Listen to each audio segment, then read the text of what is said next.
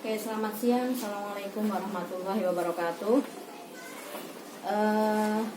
Apa kabarnya anak-anak? Alhamdulillah ya. Hari ini kita akan memulai belajar kembali. Setelah minggu kemarin kita sudah membahas tentang pengertian asam dan basa. Baik, sebelum ibu mulai, katakan semangat apabila kalian semangat. Iya, terima kasih. Hari ini ibu akan absen dulu untuk kehadirannya Ade Tiara, Dandi, Gita Lestari, Nia Cynthia. Alhamdulillah hari ini hadir semua ya.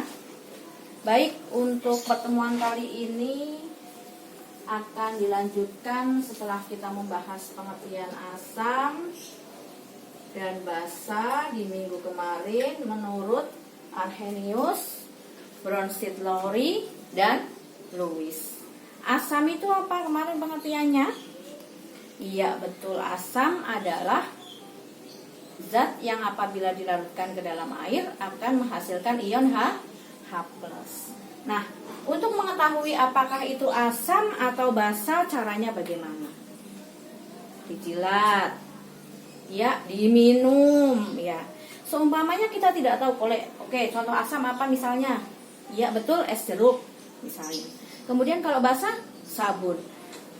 Kalau kita sudah tahu apa itu es jeruk, apa sabun, mungkin kita bisa meminumnya. Kalau es jeruk, kalau sabun, apakah harus kita minum? Tentu tidak, ya, tentu tidak. Apalagi kebetulan misalnya larutannya sama-sama bening.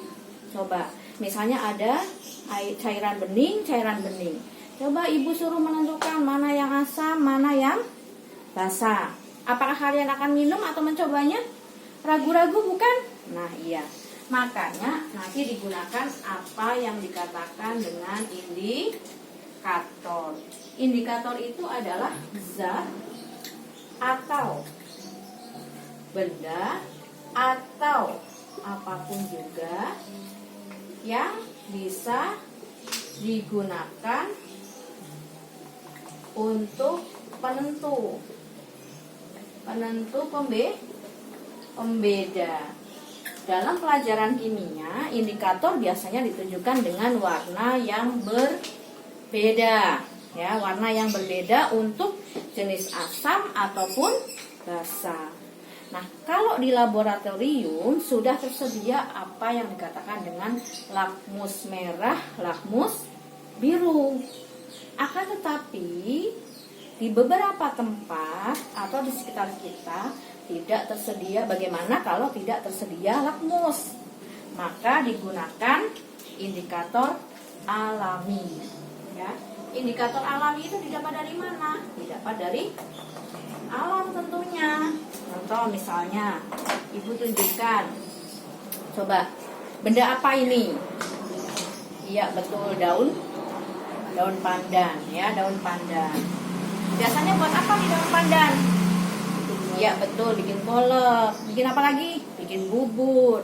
Bikin apa lagi? Buat nyiram tanah kuburan biar wangi. Ya, boleh. Kemudian coba lihat ini apa? Nggak ngerti, biasanya taunya daun apa? Ini namanya daun suji. Daun suji ini biasanya digunakan untuk memberi warna hijau pada makanan. Nah, kemudian contoh lagi nih, apa yang kalian lihat? Coba ini apa? Jahe? Kencur? Iya, kunyit, betul, kunyit. Biasanya warnanya apa kunyit? Kuning. Nah, kuning. Nah, ini adalah beberapa contoh benda atau zat yang ada di sekitar kalian yang akan digunakan untuk indikator penentu atau pembeda. Nah, caranya bagaimana? Coba kita akan menentukan nih. Jadi nanti kalau seumpamanya suatu zat alam bisa digunakan untuk indikator apabila memberi warna yang berbeda ketika diteteskan ke dalam asam maupun basa. Ini kunyit kita tumbuk dulu sehingga terdapat ekstrak kunyit, ya. Ini kunyit, kemudian kita ekstrak daun pandan, kita tumbuk daun pandan ya seperti ini. Kemudian ini ada daun suji. Kira-kira, oh iya ada yang nanya, ada apa namanya bahan yang lain? Tentunya banyak di alam. Silahkan nanti yang kalian coba. Apapun itu silahkan. Yang penting memberikan warna yang berbeda. Contoh misalnya, ibu punya sabun colek. Buat nyuci apa sabun colek? Nyuci baju, betul. Nah, sabun adalah salah satu contoh dari basa ya, betul.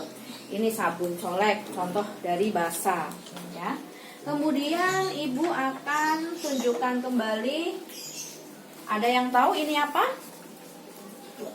Cuka itu berarti apa? Asam atau basa? Asam ya. Nah, kita tuangkan 1 cuka ke wadah 1. Satunya tadi apa? Sabun colek. Asam cuka itu bersifat asam, sabun itu bersifat basa ya. Coba kita teteskan kunyit ke dalam sabun dan cuka. Kita teteskan, coba perubahan warnanya seperti apa? Iya, kita teteskan ke dalam cuka. Kita aduk sebentar, warnanya seperti apa? Tetap ya, warnanya tetap. Tapi kalau kita teteskan ke dalam sabun, iya, warnanya bagaimana? Seperti agak kemerahan. Berarti warnanya kira-kira sama atau beda? Beda. Bisa dijadikan sebagai indikator alami? Iya, bisa. Ketika diberikan ke dalam asam atau basa itu menunjukkan warna yang berbeda, berarti dia bisa digunakan sebagai indikator alami. Ya. Kemudian yang berikutnya, itu tadi kunyit. Berarti kunyit sebagai indikator alam. Nah, indikator alam. Ternyata salah satunya adalah kunyit. Kemudian yang kedua apa tadi? Daun suji misalnya. Kita buang dulu. Kemudian ini suji buang. Kita perlakukan hal yang sama, misalnya sabun colek. Coba kita pakai sabun mandi ya. Kita pakai sabun mandi. Sabun mandi sebagai basanya. Kemudian kita tambahkan, nah ini ada yang namanya air aki. Air aki ini adalah asam kuat. Air aki. Hati-hati, jangan sembarangan main air aki. Kita berikan daun suji, coba. Kita berikan daun suji, kita teteskan di air aki. Warnanya asam. Dia tadinya hijau menjadi hijau agak muda. Kemudian diteteskan ke dalam sabun mandi. Ternyata tidak banyak memberikan perubahan warna. Artinya tidak kelihatan sekali. Berarti daun suji bukan indikator alami. Ya, bukan indikator alami. Yang berikutnya, misalnya kita pakai masih sabun mandi. Kemudian kasih asam sulfat.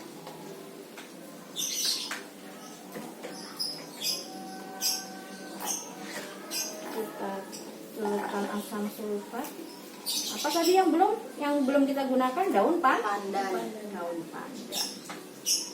Kita celupkan daun pandan, ekstrak daun pandan ke dalam asam sulfat. Warnanya hijau ke dalam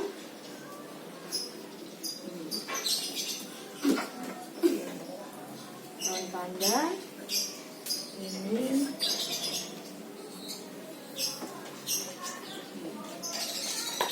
Ternyata warnanya hampir sama.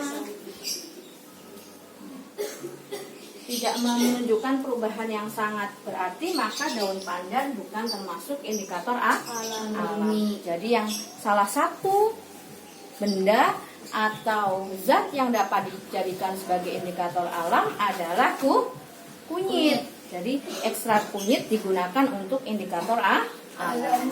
Gitu ya. Nanti silakan kalian coba di rumah, mungkin bunga sepatu atau mungkin bunga-bungaan yang lain. Yang penting dia memberikan warna yang berbeda untuk asam dan basa. Ada pertanyaan?